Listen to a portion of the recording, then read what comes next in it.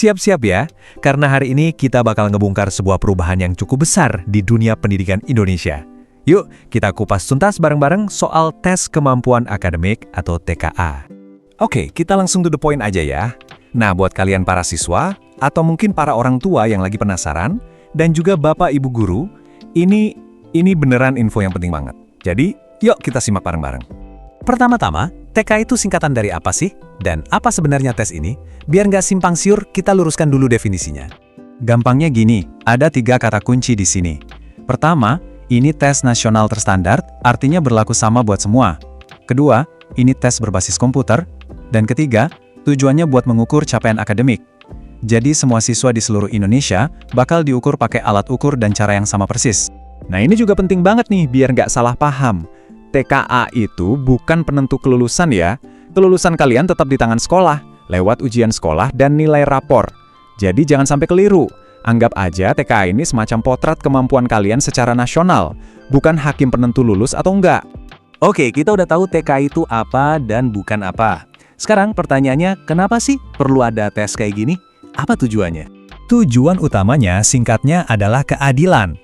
Coba bayangin deh, TKA ini kayak penggaris nasional. Jadi kemampuan siswa dari Sabang sampai Merauke bisa diukur pakai penggaris yang sama, secara objektif tanpa ada beda-beda standar antar sekolah atau daerah.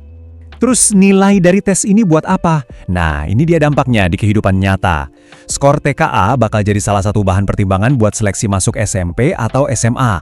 Selain itu, datanya juga dipakai pemerintah buat memetakan kualitas pendidikan kita secara nasional.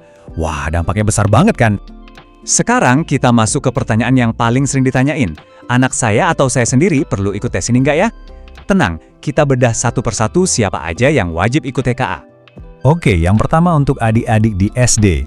Kalau kamu sekarang ada di kelas 6, entah itu di sekolah biasa atau lewat program paket A, artinya kamu adalah salah satu peserta TKA ini. Jadi siap-siap ya.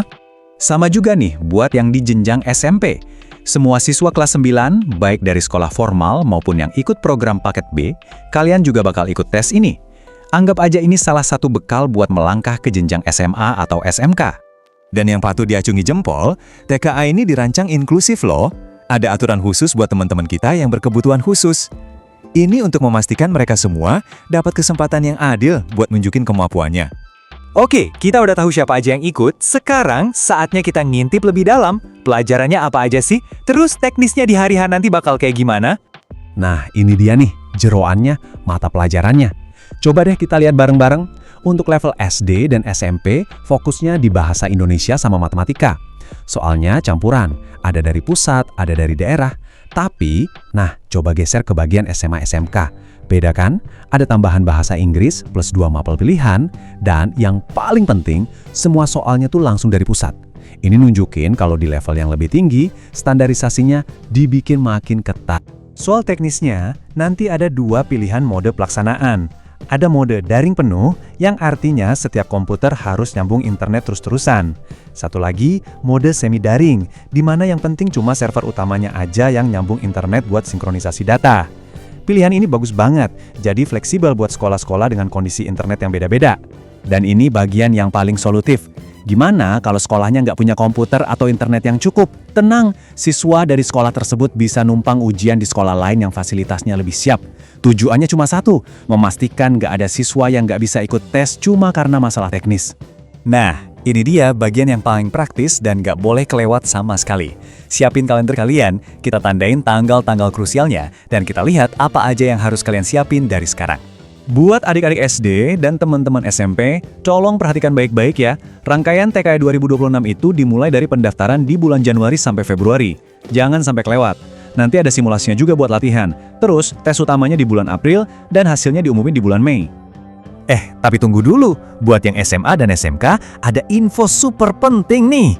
Jadwal kalian itu lebih cepat, yaitu di bulan November 2025. Kenapa? Karena hasilnya ini bakal dipakai buat salah satu jalur masuk universitas, yaitu SNBP. Jadi persiapannya harus jauh-jauh hari. Jadi intinya kalian harus proaktif, gak bisa cuma diam nungguin. Ini daftar hal-hal yang perlu kalian lakukan. Daftar di sekolah, siapin pas foto, pastiin data kayak Nisen itu udah benar. Dan yang terakhir, wajib ikut gladi bersih biar pas hari H nanti nggak kaget sama sistemnya. Nah, setelah semua kewajiban tadi kalian penuhi, ini adalah hak yang bakal kalian dapatkan. Kalian bakal dapat kartu peserta, akun buat login tes, dan tentu saja yang paling ditunggu-tunggu, sertifikat hasil resmi yang isinya skor kalian. Sertifikat inilah yang nanti jadi semacam paspor buat kalian ke jenjang pendidikan berikutnya. Jadi, kalau kita simpulkan, TKA ini lebih dari sekedar ujian. Ini adalah sebuah langkah besar buat sistem pendidikan kita. Dan ini ninggalin satu pertanyaan besar buat kita semua. Dengan adanya satu standar nasional yang baru, kira-kira gimana ya wajah pembelajaran dan seleksi sekolah di Indonesia di masa depan?